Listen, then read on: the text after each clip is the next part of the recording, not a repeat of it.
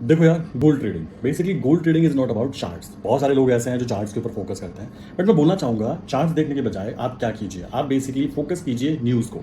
आप कहेंगे news focus क्यों की जानी चाहिए? न्यूज़ फोकस इसलिए की जानी चाहिए बिकॉज कभी भी गोल्ड की कोई न्यूज़ आती नहीं है। आपको बताना चाहूंगा, जो न्यूज़ आती है मेरे भाई, वो पता है किसकी आती है? वो आती है DXY, वो आती है डॉलर की। तो सबसे पहले आपको न्यूज़ आइडेंटिफाई करनी आनी चाहिए। दूसरी बात निकल कर आती है, आपको जोन आइडेंटिफाई करनी आनी चाहिए। जोन आइडेंटिफाई का मतलब क्या होता है कि आज जो न्यूज़ है, लास्ट टाइम जब न्यूज़ आई थी तो उसका क्या इंपैक्ट हुआ था, इसको एक एनालिसिस करके आप आइडेंटिफाई कर सकते हो कि आज का एक रेंज क्या काउंट हो सकता है। थर्ड चीज जो सबसे कीमती है, जिसको मैं मानता हूँ वो सबसे इंपॉर्टेंट है, वो है साइकोलॉजी। साइकोलॉजी क्यों जरूरी है? आप सोचिए, आपने फर्स्ट एंट्री काउंट की, मान लीजिए आपने बोला कि मेरा सबसे ज्यादा बेस्ट एंट्री काउंट हुई $3300 पे, तब आपने क्या किया? तब आपने $3300 पे गोल्ड को खरीद लिया। खरीदने के बाद नेक्स्ट स्टेप क्या हुआ? नेक्स्ट स्टेप ये हुआ कि गोल्ड ने अपने सपोर्ट जोन या फिर कह सकते हो लोअर जोन को, जो आपने चूज किया था, उसको ब्रेक कर दिया।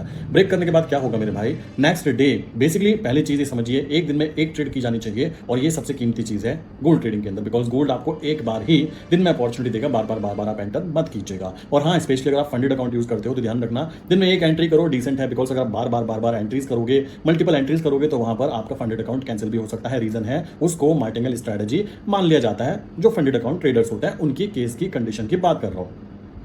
अब बात आती है, आज मैंने एंट्री की, आज मेरे लो जोन के ऊपर एंट्री हुई। अब अगेन जब मेरी एंट्री होगी तो वो अगले दिन होनी चाहिए। अगर फिर से मेरा लो जोन टच होता है, देन आपका जो एवरेज प्राइस है जो आपने बाय किया था वो नीचे आ जाता है। ठीक है, अब आप कहेंगे एक और बार अगर गिर गया तो भाई थर्ड डे भी अगर वो गिर गया, आपका फिर से लो जोन आ गया, आप वहां पे एंटर करोगे, तो अब आप दिमाग लगाइए, कहां तो आप ऊपर सबसे पहले बाय करते, आपने सही जगह पे बाय किया तो आपका एवरेजिंग प्राइस एक ऐसी जगह पर आ जाएगा जिस जगह पर आप कह पाओगे हाँ ये बिल्कुल परफेक्ट जगह है मेरे लिए। और वहां से हल्का सा भी करेक्शन अगर आता है गोल्ड के अंदर, जो कि आता ही आता है, गोल्ड का ट्रेंड अभी अप ट्रेंड में है, बहुत इजीली आइडेंटिफाई कर सकते हो with using 200 days moving average. 200 days के ऊपर अगर वन डे के टाइम फ्रेम पे ऊपर है तो वो अप ट्रेंड में ही काउंट होता है। तो आप उसको इस तरीके से मानकर चल सकते हो, बहुत इजी वे में आप गोल्ड के अंदर यूजिंग जोन स्ट्रेटजी काम कर सकते हो। फिर भी किसी को जोन स्ट्रेटजी समझ में नहीं आती तो बताना चाहूंगा, आप डिस्क्रिप्शन में यहाँ पे जाइए, ये लिंक दिख रही है ना, ये वाली, इस लिंक पर जाकर कंटिन्यू कर सकते हो, और आपको जोन स्ट्रेटजी कैसे यूज करनी है वो वहां पे शेयर किया गया है। आपके बात ध्यान रखनी होगी, जोन स्ट्रेटजी में काम करने के लिए कम से कम 2 महीने अपने निकाल कर रखिए। इतनी ईजी होती, हर घर में जोन स्ट्रेटजी यूज की जा रही होती, हर घर में इस तरीके से वर्क किया जा रहा होता। तो प्लीज